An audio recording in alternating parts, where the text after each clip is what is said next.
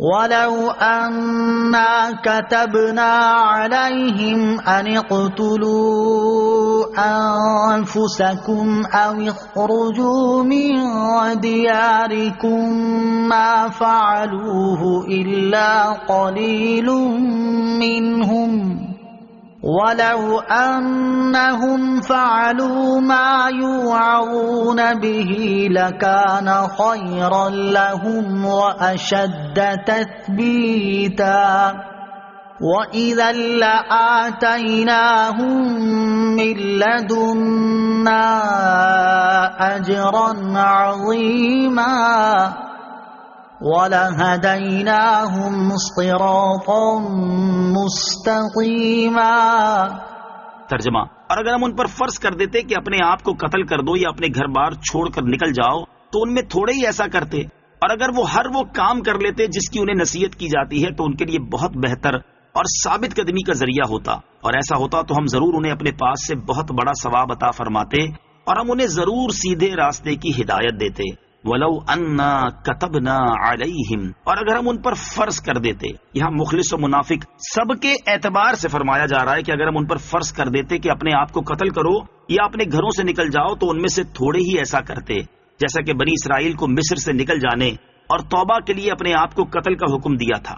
اس آیت کا شان نزول کچھ اس طرح ہے کہ حضرت ثابت بن قیس بن شماس رضی اللہ تعالیٰ عنہ سے ایک یہودی نے کہا کہ اللہ عز و جل نے ہم پر خود کو قتل کرنا اور گھر بار چھوڑنا فرض کیا تھا، ہم اس کو بجا لائے تھے۔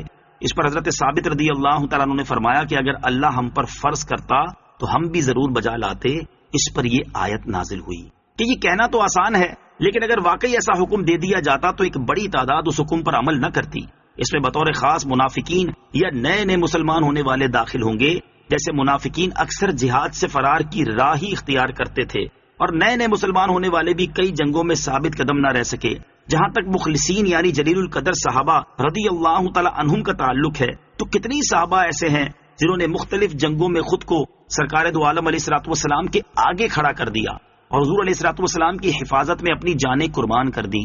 مزید فرمایا کہ اگر تمہیں خود کو قتل کرنے یا اپنے گھروں سے نکل جانے کا حکم دیا جاتا تو تم میں سے تھوڑے لوگ ہی کرتے، لیکن اگر وہ ہر اس حکم پر عمل کریں جو انہیں دیا جائے، خواہ خود کو جان سے مار دینے کا ہو یا گھروں سے نکل جانے کا، بہر صورت یہ ان کے لیے بہت بہتر ہوتا اور ایمان پر ثابت قدمی کا ذریعہ ہوتا، اور اس پر ہم انہیں عظیم اجر و ثواب عطا فرماتے اور انہیں صراط مستقیم کی اعلیٰ درجے کی ہدایت عطا فرماتے۔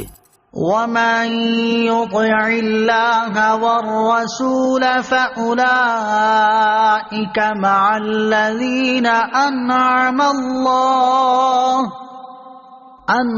اللَّهُ عَلَيْهِمْ مِنَ النَّبِيِّينَ وَالصِّدِّيقِينَ وَالشُّهَدَاءِ وَالصَّالِحِينَ وَحَسُنَ أُولَئِكَ رَفِيقًا۔ ترجمہ: اور جو اللہ اور رسول کی اطاعت کرے تو وہ ان لوگوں کے ساتھ ہوگا جن پر اللہ نے فضل کیا، یعنی انبیاء اور صدیقین اور شہداء اور صالحین، اور یہ کتنے اچھے ساتھی ہیں۔ وَمَن يُطِعِ اللَّهَ وَالرَّسُولَ، اور جو اللہ اور رسول کی اطاعت کرے۔ آیت مبارکہ کا شان نزول کچھ اس طرح ہے کہ حضرت ثوبان رضی اللہ تعالیٰ عنہ تاجدار دو عالم صلی اللہ تعالیٰ علیہ وسلم کے ساتھ کمال درجے کی محبت رکھتے تھے اور انہیں جدائی کی تاب نہ تھی۔ ایک روز اس قدر غمگین اور رنجیدہ حاضر ہوئے کہ چہرے کا رنگ بدل گیا تھا، تو رسول کریم علیہ الصلوۃ والسلام نے دریافت فرمایا، آج رنگ کیوں بدلا ہوا ہے؟ عرض کیا، نہ مجھے کوئی بیماری ہے اور نہ درد، سوائے اس کے کہ جب حضور علیہ الصلوۃ والسلام سامنے نہیں ہوتے تو انتہا درجے کی وحشت و پریشانی ہو جاتی ہے۔ جب آخرت کو یاد کرتا ہوں تو یہ اندیشہ ہوتا ہے کہ وہاں میں کس طرح دیدار پا سکوں گا۔ آپ اعلیٰ ترین مقام میں ہوں گے اور مجھے اللہ تعالیٰ نے اپنے کرم سے جنت بھی دی، تو اس مقام عالی تک رسائی کہاں؟ اس پر یہ آیت کریمہ نازل ہوئی اور انہیں تسکین دی گئی کہ منزلوں کے فرق کے باوجود فرما برداروں کو نبی کریم علیہ الصلوۃ والسلام کی بارگاہ میں حاضری اور معیت کی نعمت سے سرفراز فرمایا جائے گا، اور انبیاء علیہ الصلوۃ والسلام کے مخلص فرما بردار جنت میں ان کی صحبت و دیدار سے محروم نہ ہوں گے۔ حدیث شریف میں ہے، آدمی اسی کے ساتھ ہوگا جس سے محبت کرے۔ صحابہ کرام رضی اللہ تعالی عنہم کا شوق رفاقت، اس سے معلوم ہوا کہ حضور پرنور صلی اللہ تعالی علیہ وسلم کی رفاقت صحابہ کرام رضی اللہ تعالی عنہم کو بہت محبوب تھی، اور دنیا کی رفاقت کے ساتھ ساتھ اخروی رفاقت کا شوق بھی ان کے دلوں میں رچا بسا تھا، اور وہ اس کے لیے بڑے فکر مند ہوا کرتے تھے۔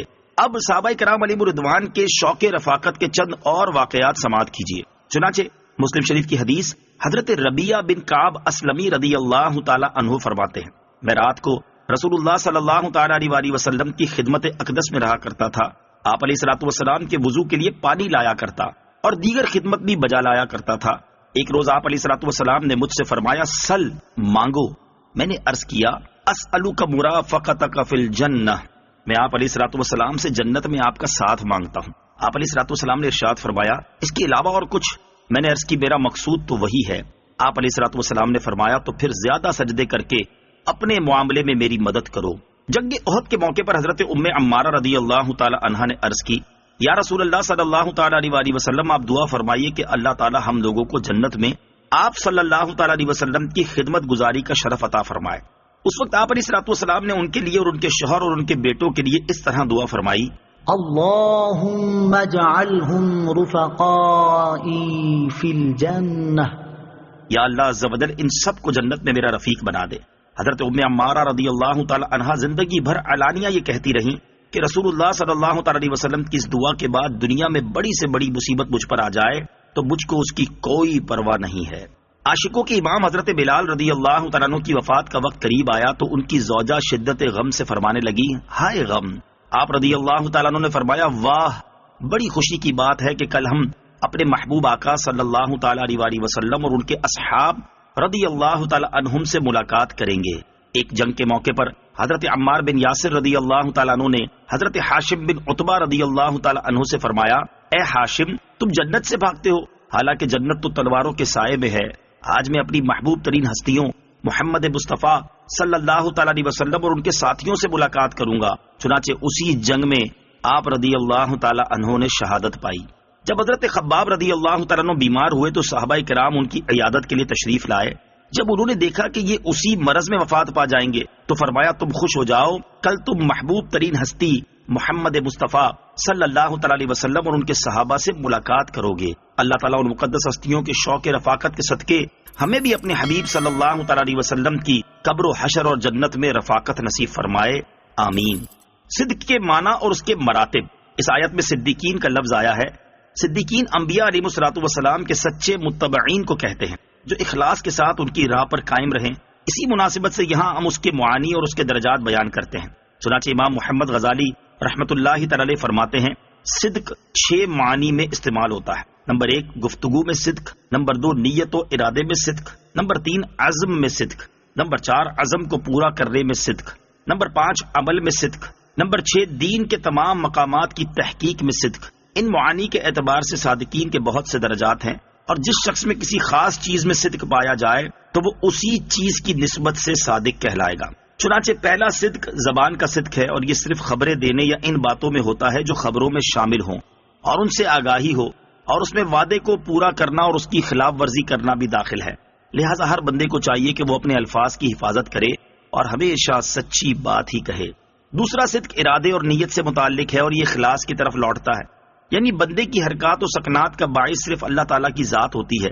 اگر اس میں کوئی نفسانی غرض بھی آ جائے تو صدق نیت باطل ہو جاتا ہے، اور ایسے شخص کو جھوٹا کہنا صحیح ہے۔ لہٰذا ہر صادق کا مخلص ہونا ضروری ہے۔ تیسرا صدق عزم کا صدق ہے، کیونکہ بعض اوقات انسان کسی عمل کا پختہ ارادہ کرتا ہے اور دل میں کہتا ہے کہ اگر اللہ تعالیٰ نے مجھے مال عطا فرمایا تو میں تمام مال صدقہ کر دوں گا، یا یہ کہ اگر اللہ تعالیٰ کے راستے میں میرا دشمن سے مقابلہ ہوا تو میں اس سے لڑوں گا، اور اس لڑائی میں اگر میں قتل بھی ہو جاؤں تو مجھے اس کی پرواہ نہ ہوگی، یا اگر اللہ تعالیٰ مجھے حکومت دے تو میں انصاف کروں گا اور ظلم کرنے اور مخلوق کی طرف میلان کے ذریعے اللہ تعالیٰ کی نافرمانی نہیں کروں گا۔ یہ عزم و ارادہ دل میں ہوتا ہے اور انتہائی پختہ اور سچا ہوتا ہے، لیکن بعض اوقات اس میں دوسری طرف میلان اور تردد ہوتا ہے۔ نیز ایسی کمزوری ہوتی ہے جو عزم و صدق کے مقابل اور اس کی ضد ہوتی ہے۔ تو صادق اور صدیق وہ شخص ہے جس کا پختہ ارادہ تمام نیکیوں میں قوت تامہ کے ساتھ ہوتا ہے، اس میں کسی قسم کا میلان، تردد اور کمزوری نہیں ہوتی، اور اس کا نفس ہمیشہ نیک کاموں پر پختہ ارادہ رکھتا ہے۔ چوتھا صدق عزم کو پورا کرنے کا صدق ہے، کیونکہ بعض اوقات نفس فی الحال عزم کر لیتا ہے، اور اس کی وجہ یہ ہوتی ہے کہ وعدے اور عزم میں کوئی مشقت نہیں ہوتی اور اس میں محنت بھی کم ہوتی ہے، لیکن جب حقیقت کا سامنا ہوتا ہے اور قدرت حاصل ہو جاتی ہے اور شہوت کا زور ہوتا ہے تو عزم ختم ہو جاتا ہے اور خواہشات غالب آ جاتی ہیں، جس کی وجہ سے وہ عزم کو پورا نہیں کر سکتا، اور یہ بات صدق کے خلاف ہے۔ پانچواں صدق اعمال کا صدق ہے، یعنی انسان کوشش کرے حتیٰ کہ اس کے ظاہری اعمال ایسی بات پر دلالت نہ کرے کہ اس کے دل میں جو کچھ ہے وہ ظاہر کے خلاف ہے. یہ کوشش اعمال کو چھوڑنے سے نہ ہو بلکہ باطن کو ظاہر کی تصدیق کی طرف کھینچنے سے ہو. اور یہ بات ترک ریا سے حاصل ہوتی ہے، کیونکہ ریاکار تو یہی چاہتا ہے کہ اس کے ظاہر سے باطن کی اچھی صفات سمجھی جائیں. البتہ کئی نمازی نماز میں خشوع و خضوع کی صورت میں کھڑے ہوتے ہیں اور ان کا مقصد دوسروں کو دکھانا نہیں ہوتا، لیکن ان کا دل نماز سے غافل ہوتا ہے، اور جو شخص اسے دیکھتا ہے وہ اسے اللہ تعالیٰ کے سامنے کھڑا دیکھتا ہے، جبکہ باطنی طور پر وہ خواہشات میں کسی خواہش کے سامنے بازار میں کھڑا ہوتا ہے. اس طرح یہ اعمال زبان حال سے باطن کی خبر دیتے ہیں اور وہ اس میں جھوٹا ہوتا ہے، اور اس سے اعمال میں صدق کی باز پرس ہوگی. اسی طرح کوئی شخص سکون و وقار سے چل رہا ہوتا ہے حالانکہ اس کا باطن سکون و وقار سے موصوف نہیں ہوتا، تو یہ بھی اپنے عمل میں سچا نہیں، اگرچہ اس کی توجہ مخلوق کی طرف نہ ہو اور نہ ہی وہ ان کو دکھا رہا ہو. خلاصہ یہ ہے کہ اگر ظاہر کا باطن کے خلاف ہونا قصد و ارادے سے ہو تو وہ ریا ہے اور اس سے اخلاص ختم ہو جاتا ہے، اور قصد و ارادے کے بغیر ہو تو اس سے صدق فوت ہو جاتا ہے. اور اس قسم کی خرابی سے نجات کی صورت یہی ہے کہ ظاہر و باطن ایک جیسا ہو بلکہ باطن ظاہر سے بہتر ہو. چھٹا اور سب سے اعلیٰ و معزز درجے کا صدق مقامات دین میں صدق ہے، جیسے خوف، امید، تعظیم، زہد، رضا، توکل، محبت اور باقی امور دینیا میں صدق پایا جانا. ان امور کی کچھ بنیادیں ہیں جن کے ظاہر ہونے سے یہ نام بولے جاتے ہیں، پھر ان کے کچھ مقاصد اور حقائق ہیں. تو حقیقی صادق وہ ہے جو ان امور کی حقیقت کو پالے، اور جب کوئی چیز غالب آ جائے اور اس کی حقیقت کامل ہو تو اس سے موصوف شخص کو صادق کہا جاتا ہے. یاد رہے کہ اس آیت میں صدیقین سے سلطان دو جہاں صلی اللہ تعالی علیہ وسلم کے اکابر صحابہ کرام رضی اللہ تعالی عنہم سب سے پہلے مراد ہے، جیسے حضرت سیدنا ابو بکر صدیق رضی اللہ تعالیٰ عنہ. شہداء سے مراد وہ حضرات ہیں جنہوں نے راہ خدا میں جانیں دی، اور صالحین سے مراد وہ دیندار لوگ ہیں جو حق العباد اور حق اللہ دونوں ادا کریں اور ان کے احوال و اعمال اور ظاہر و باطن اچھے اور پاک ہوں. ذَلِكَ الْفَضْلُ مِنَ اللَّهِ وَكَفَى بِاللَّهِ عَلِيمًا. ترجمہ: یہ اللہ کا فضل ہے اور اللہ جاننے والا کافی ہے. ذَلِكَ الْفَضْلُ مِنَ اللَّهِ، یہ اللہ کا فضل ہے. معلوم ہوا کہ جنت میں حضور انور علیہ الصلوۃ والسلام کا قرب جنت کی بہت بڑی نعمت ہوگی، کیونکہ اللہ عز و جل نے اسے بطور خاص فضیلت میں شمار فرمایا اور اسے اپنا فضل قرار دیا ہے.